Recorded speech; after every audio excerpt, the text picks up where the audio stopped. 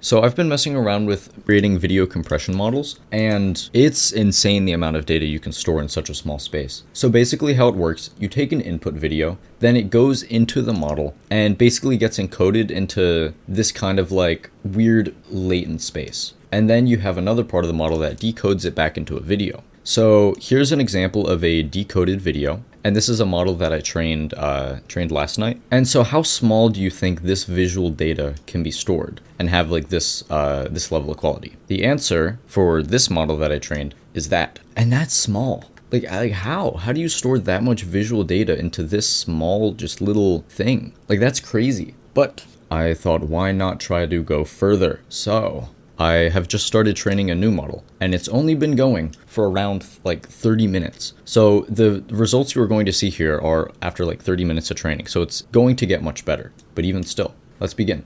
We have this encoded data with this new model, right? Now, what could this assortment of pixels possibly store? And I am blown away by the amount that you can actually store inside of this. So we have our encoded, and then we have what data is stored inside of that. Which is what? I don't get it. How is this much visual data stored in such a small spot?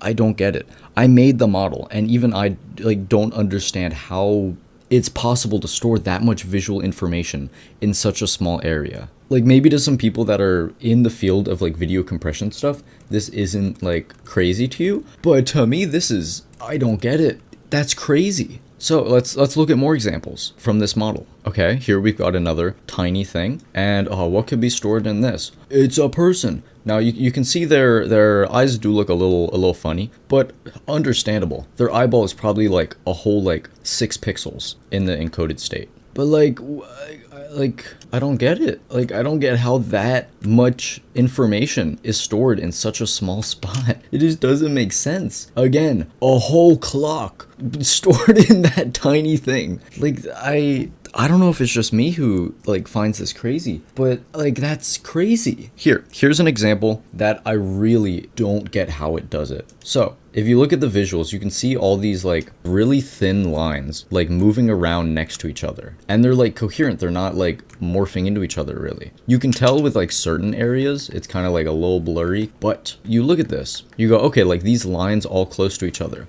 How are there enough pixels here to store that information? For some of these lines here, you would be quite literally just having 2 pixels next to each other, or even some of them overlapping on 1 pixel. How does it decode to that? How does it do that? And this is just like what I was able to make. Like actual professionals in this can probably make insane levels of compression. Like it's crazy. Like I keep repeating this, but that's crazy. Like the size difference of this stuff. Now for any nerds that want to know a bit more about what specifically is happening here, we have this is the decoded video, and the encoded video is 8 times smaller in both width and height. So that's what you're visually seeing. This is 8 times smaller horizontally and vertically. That means 8 times 8, so that's 64 times smaller. But the normal video has 3 channels, RGB for red, green, blue. This compressed thing has 4 channels. Due to that, it's 48 times compression instead of 64. But like,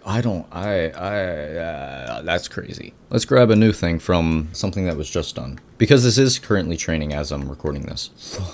Look at that. You have a nice, yummy steak, and it is stored inside a couple pixels. Especially with the size of this little thing coming off here, that's sub-pixel. That's smaller than pixels in the encoded state. So it has to know that a certain number of like colored pixels, like all next to each other, means that you need to have a thin little thing like that. Like I don't get it. I can make the encoded thing, overlay them, reduce the opacity on it, so you can see how much is in each pixel. Like I know it's kind of hard to see because it's doing the weird blurring thing. It's not keeping it like perfectly like pixelated, but like you can see the amount of detail that is gotten from just these couple of pixels. That's crazy. I don't know how many times I've said crazy in this video, but it's crazy. I don't get it. Oh, also I forgot to mention it's my birthday today, which is epic. Yeah, I mean that's the end of this video. I just wanted to show you this because I don't and look, the fine movement of those little thingies moving past each other.